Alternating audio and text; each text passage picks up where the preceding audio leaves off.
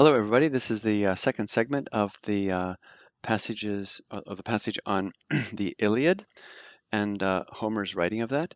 And so we have with us today CJ, who's going to be doing the translation and reading together. Remember, we always I'll read the sentence out loud, and CJ will repeat after me. And please read aloud the sentences as he reads them in order to get a sense of the flow of the words and the pronunciation and so on.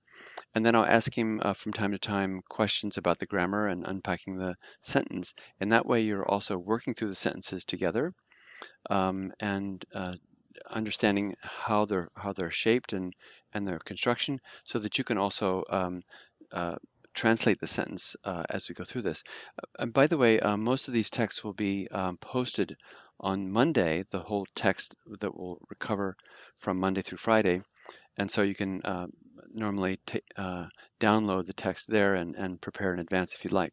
Okay, so this is like a little mini session together. You ready, CJ? Yep, All right, here we go. Starting with daraufhin, where do you see the mark there? Can you see the mark on the page? I can. Okay, let's read together. Daraufhin entscheidet Zeus, everybody, Daraufhin entscheidet Zeus, dass der trojanische Königssohn Paris den Apfel der schönsten Göttin zusprechen soll. dass der trojanische Königssohn Paris den Apfel der schönsten Guten zusprechen soll. So these sentences are somewhat complicated, but it's really important to be able to take them apart. And the way that we do that is identify the verb complex first, the subject second, and the direct object, if there is one in the sentence, which is the core sentence first, upon everything else is based. But daraufhin, starting with this means thereupon, Zeus decides, entscheidet, decides, that, and then where's the verb complex of this one? Das. Soll, Zeus, zusprechen soll. Mhm. Zusprechen soll, and zusprechen means to award. Okay, and where's the subject? Der Paris, Paris, with all these uh, uh, adjectives. The Trojan, uh, the Trojan son of the king, Paris, and should award. What's the direct object? den Apfel. Good, den Apfel here. This masculine noun, den Apfel. And where's the direct object? I mean, what is this der schönsten Göttin? What case is that? Dative. Dative, yeah. Yeah, that's right. So this is the dative. Der to the most beautiful goddess. Okay, you do the whole sentence? Thereupon Zeus decides that the Trojan son of the king, Paris, should award the apple to the most beautiful goddess. Good. All right. So dieser, if you have jener and dieser, sometimes it means the former and the latter. So you could say either this one, i.e. Paris, or the latter one mentioned, Paris. And then there's a verb, gives. And where's the direct object? In And what does this refer back to? Apfel. Apfel, yeah. Now, if this Apfel were feminine, what would this be here? What would be the um, um, personal pronoun? Let's see. It I would mean, you be, can't say just D. well, it would probably be Sie, and if this were neuter, it would be Okay. S. So, so this one, Paris gives it the apple, and then this is actually a dative, although you can't tell by the word as it stands by itself, because proper nouns don't require definite articles to accompany them. So you can't tell 100% just by looking at the word if it's in the dative case, but here, by the context, you can. So this one, Paris, gives it the apple to Aphrodite. And then what does D refer back to? What is the antecedent of D? Aphrodite. The antecedent is Aphrodite. So this serves as the subject of this relative clause. Who, and then where's the verb? Verspricht or verspricht. Yeah, means who promises, and then where's the direct object? The Frau. Um, who promises who promises the most beautiful woman of the world And then what's the dative here means obviously Im, to him, to to him. him. Exactly, yeah. Okay, so let's see. Why don't you just translate from daraufhin down to verspricht that we've covered so far? Okay. Thereupon Zeus decides that the Trojan son of the king, Paris, should award the apple to the most beautiful goddess. The latter, Paris, gives it to Aphrodite, who, for that, promises the most beautiful woman of the world to him. Exactly, yeah, perfect. Nicely done. Okay, I'm going to erase some of these markings here. Um, okay, so starting from here, let's read a little bit further. Diese Frau ist Helena, everybody, Diese Frau ist Helena, die mit König Menelaos von Sparta verheiratet ist. die mit König Menelaos von Sparta verheiratet Mhm. ist. Good. Um, let's do one more sentence. Um, Paris verliebt sich in sie und entführt sie nach Troja. Paris verliebt sich in sie und entführt sie nach Troja. So here, obviously, the verb is ist, like our word is.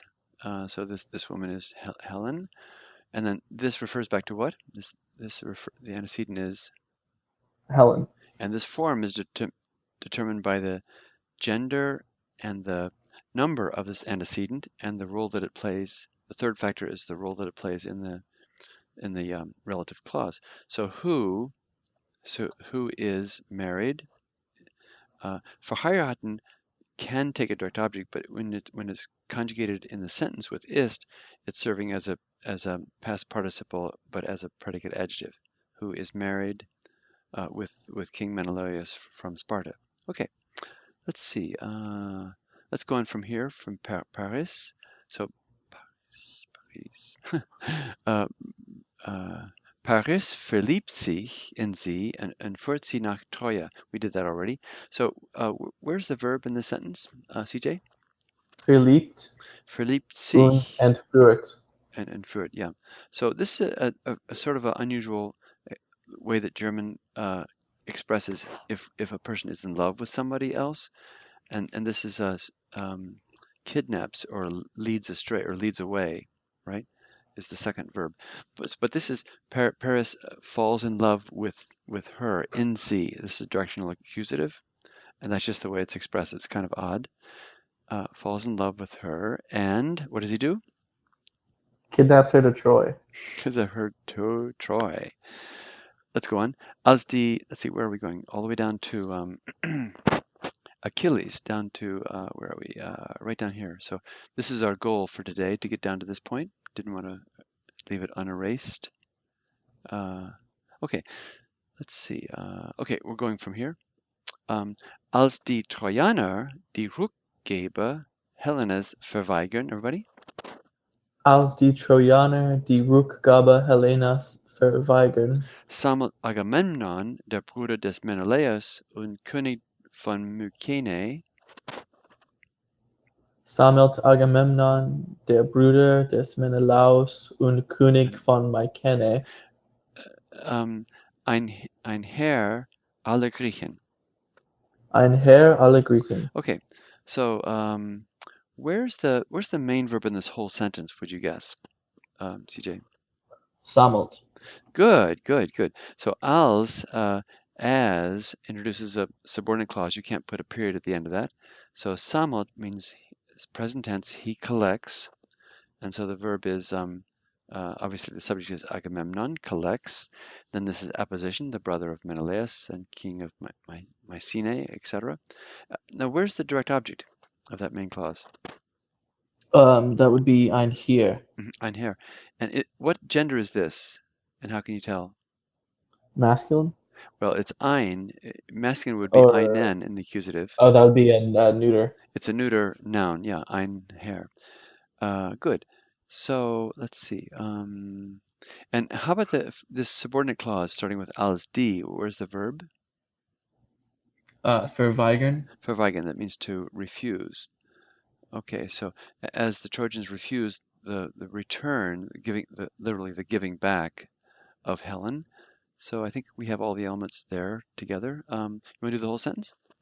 Sure. Can I take Al's as sense? That's okay. Yeah. Okay. Since the Trojans refused the return of Helen, Agamemnon, the brother of Menelaus and the king of Mycenae, uh, gathers an army of all the Greeks. Good. And here we call a compact genitive, because there's no definite article, but the er, which is required for of the Greeks, is attached to this adjective here of all the Greeks. Good. I'm just going to erase this again. Okay, let's go on. I mean, this is really great, and I think we're getting under the time limit perhaps here. Okay, right, we're starting right here. Here we go. Viele Helden unterstützen ihn. Everybody? Viele Helden unterstützen ihn, Besonders Odysseus, der König von Ithaca, und Achilles.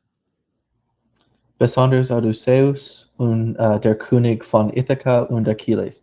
This is a weak verb, but you have this T here, which is really the sign of the past tense. So this is actually the past tense. So they supported. And obviously this is the subject. Many, many heroes. Wouldn't, Mhm. Ron, Yeah, yeah. why is the T before the Z? Why isn't it unterstützen? Well, if they support in the present tense would be unterstützen. There wouldn't be that extra T there. Unterstütz. But that's what it is. Yeah, but it's unterstützten. So it's a perfect tense. I mean it's the simple past tense. But it's unterstützen, right? Mhm. Because after the Z, there's no T. Yeah, it's definitely a past tense. Unterstützten sie. Anyway, let's go on.